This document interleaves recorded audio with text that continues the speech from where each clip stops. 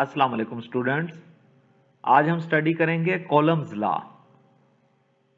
Columns law की definition हम बाद में बनाएंगे, पहले हम समझते हैं कि यह होता क्या है। ये दो पॉजिटिव चार्ज हैं और ये एक दूसरे को रिपेल करेंगे because like charges always repel each other. अगर अपोजिट होते तो अट्रैक्ट करते। तो लाइक चार्जेस हैं तो इनके दरमियान रिपल्सिव फोर्स मौजूद है, तो ये इस तरह से एक दूसरे को रिपेल करेंगे। अब अगर मैं एक चार्ज ज़्यादा मैग्नीट्यूड का लूँ और एक कम मैग्नीट्यूड का लूँ तो क्या होगा? ये भी एक दूसरे को रिपेल करेंगे, लेकिन इनमें रिपल्शन इनकी निस्बत ज़्यादा होगी। अच्छा, अब अगर मैं दोनों चार्ज ज़्यादा मैग्नीट्यूड के ले लूँ, इसमें ये एक ज़्यादा मैग्नीट्यूड का था, ये कम मैग्नीट्यूड का था। अब मैं दोनों ज़्यादा मैग्नीट्यूड के चार्ज ले लूँ तो क्या होगा? इनकी रिपल्सिव फोर्स और ज़्यादा बढ़ जाएगी।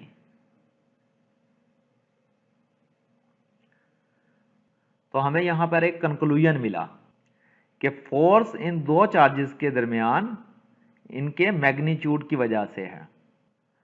तो अगर मैं इस चार्ज को Q1 कह दूं और इसे Q2 कह दूं तो हम कह सकते हैं कि इनके दरमियान रिपल्सिव फोर्स डायरेक्टली प्रोपोर्शनल है magnitude of Q1 and magnitude of Q2। तो मैं इसे लिख सकता हूं F is directly proportional to Q1 into Q2, यानी रिपल्सिव फोर्स डायरेक्टली प्रोपोर्शनल होगी Q1 और Q2 के, इन दोनों के मैग्नीट्यूड के।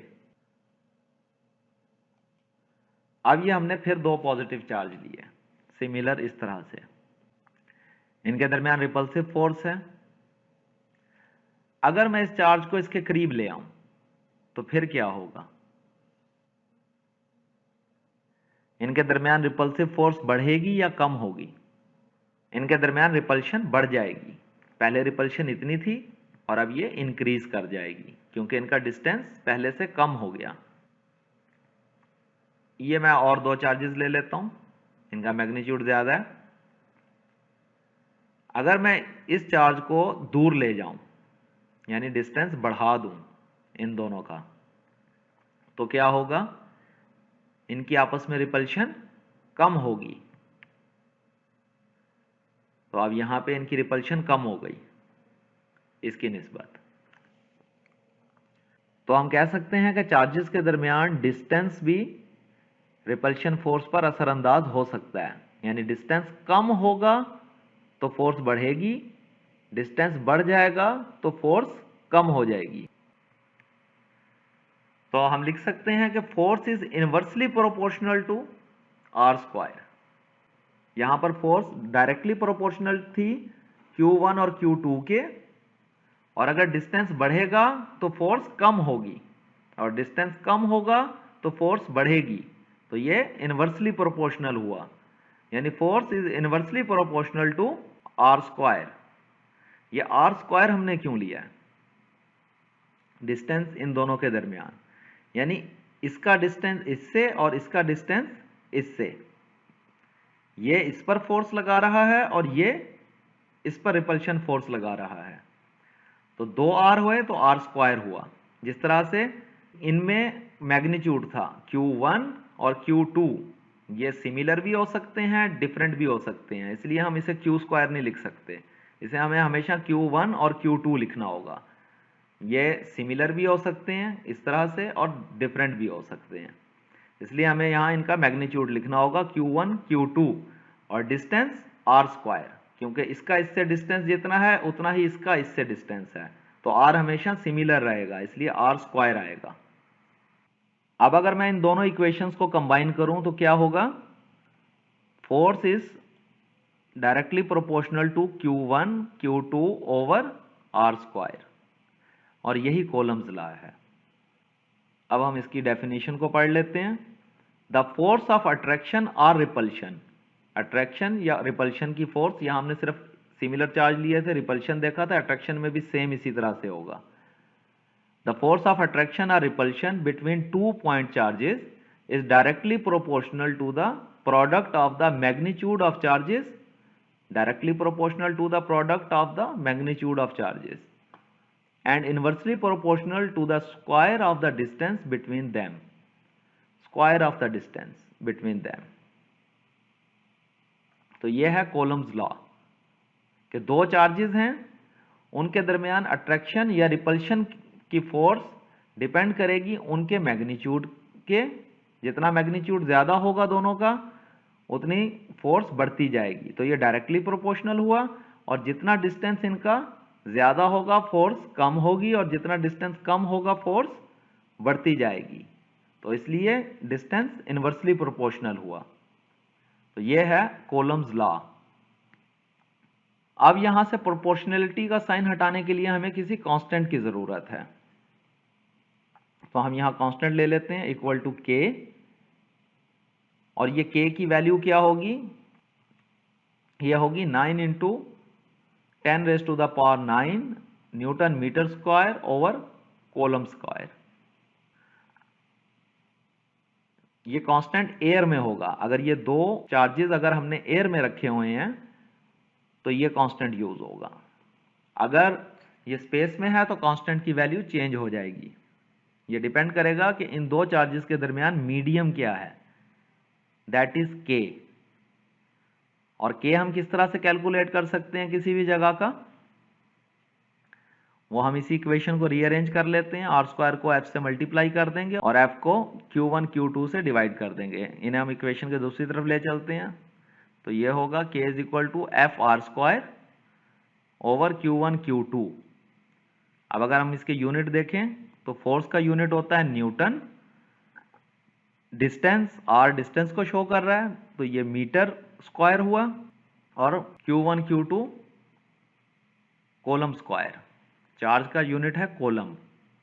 तो हम इसे इस तरह से लिख सकते हैं कि जब ये ऊपर जाएगी वैल्यू तो -2 हो जाएगी। अब हम इसका एक प्रॉब्लम सॉल्व कर लेते हैं। Example 13.1। Two bodies are oppositely charged with 500 microcoulomb and 100 microcoulomb। तो ये दो बॉडीज हैं और अपोजिटली चार्ज हैं। 500 और 100 माइक्रोकोलम्ब है इन पे चार्ज। ये इनका मैग्नीट्यूड हो गया चार्ज का। Find the force between the two charges. इन दोनों चार्जेस के दरमियान फोर्स कितनी है? If the distance between them in air is 0.5 metre. यानी उनके दरमियान जो मीडियम है वो एयर है और डिस्टेंस 0.5 मीटर है। तो हम इसे सॉल्व करते हैं। Q1 कितना है हमारे पास? ये दो चार्जेस हैं। Q1 500 माइक्रोकोलम। Charge on first body Q1 500 माइक्रोकोलम। अब हमने इन्हें स्टैंडर्ड यूनिट में लेके आना है, माइक्रोकोलम से कोलम में लाना है। तो माइक्रो का साइन हटाने के लिए अगर हम इसे कोलम में कन्वर्ट करेंगे तो 500 इंटू 10⁻⁻⁶ कोलम। हम इसे यहाँ डिटेल से देख लेते हैं। अगर डेसी कोलम हो तो उसका मतलब होता है एक कोलम का 10वां हिस्सा, 1/10, 1/10⁻1। और जब हम इसका फ्रैक्शन खत्म करेंगे तो हम इसे लिख सकते हैं 10⁻⁻1। तो ये हुआ डेसी। इसी तरह से सेंटी 1/100, इसे हम लिख सकते हैं 1/10⁻2 और 10⁻⁻2। इसी तरह से मिली को 1/1000 को 10⁻³ लिख सकते हैं। और माइक्रो कितना होता है? 1/1 मिलियन, यानी 1/10⁻⁶। और इसे हम लिख सकते हैं 10⁻⁻⁶। नैनो को 10⁻⁹। जितने सिफर होंगे उतनी पावर लग जाएगी। और जब फ्रैक्शन खत्म करेंगे तो ये पावर जो पॉजिटिव में है ये नेगेटिव में चली जाएगी। इसी तरह से पाई को उसे 10⁻⁻12 लिख सकते हैं। तो यहां से माइक्रो का साइन खत्म करने के लिए जब हमने इसे कॉलम्स में कन्वर्ट किया तो क्या आया? 10⁻⁻6। ये माइक्रो की जगह 10⁻⁻6 लिख दिया। इसी तरह से charge on the second body Q2 100 माइक्रोकोलम था, तो 100 इंटू 10⁻⁻6 कोलम्स। और दोनों बॉडीज के दरमियान डिस्टेंस कितना है? 0.5 मीटर का। तो distance r is equal to 0.5 metre. और मीडियम क्या है इनके दरमियान? एयर, इसलिए कांस्टेंट आएगा हमारे पास k is equal to 9 into 10 raise to the power 9। Force is equal to what. तो हम यहां पे कॉलम्स लॉ यूज करेंगे। F is equal to k Q1 Q2 over r square. अब हमें ये सारी वैल्यूज मालूम है।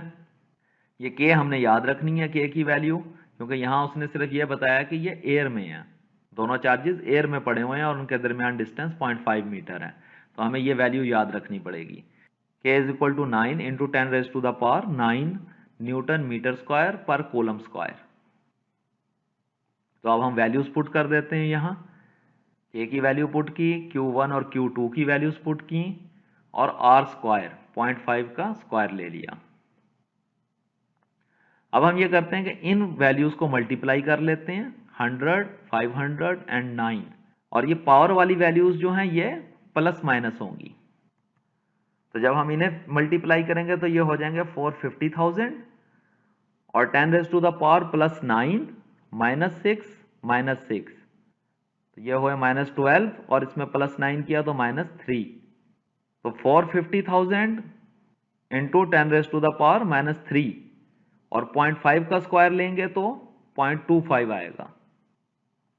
अब इस वैल्यू को मैं लिख सकता हूं इस तरह से कि 450 into 10 raise to the power 3, 450,000 है, तो 450 into 10 raise to the power 3। तो अगर ये 10 रेज टू द पावर 3 है तो ये -3 से कैंसिल हो जाएगा, तो बाकी बचेगा सिर्फ 450। तो हम इसे इस तरह से लिख सकते हैं 450 ओवर 0.25। तो जब हम इसे डिवाइड करेंगे तो हमारे पास आंसर आ जाएगा 1800 न्यूटन। फोर्स का यूनिट है न्यूटन। तो इन दो चार्जेस के दरमियान जिन पे 500 और 100 माइक्रोकूलम चार्ज था और वो एयर में 0.5 मीटर के डिस्टेंस पे थे, तो उनके दरमियान जो फोर्स होगी वो होगी 1800 न्यूटन।